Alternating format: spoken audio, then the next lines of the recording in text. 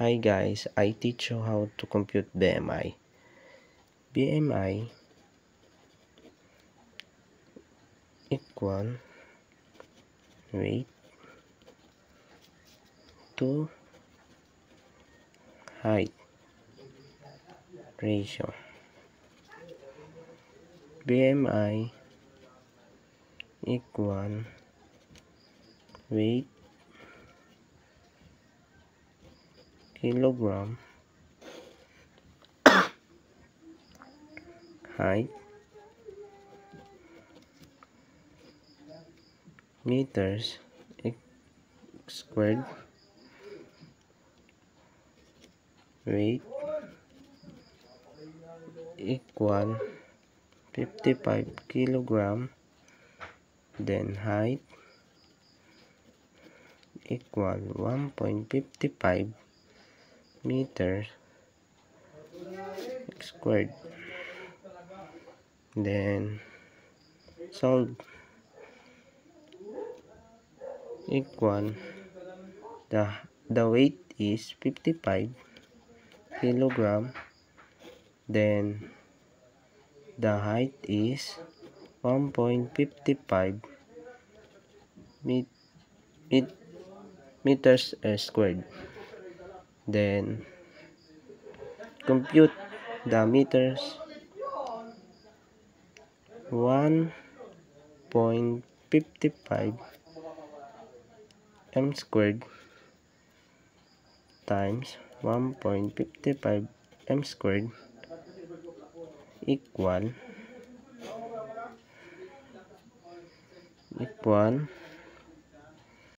this is my computation to 1.55 times 1.55 equal 2.025 2.4025 m squared. Then solve 55 kilogram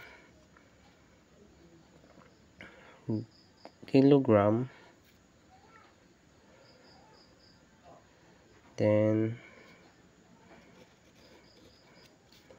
2.025 meter squared equal, the answer is BMI is 27.055 kilogram meters squared.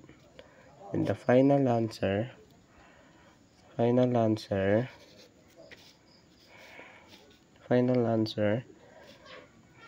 is 27.055 kilogram meters squared. This is overweight.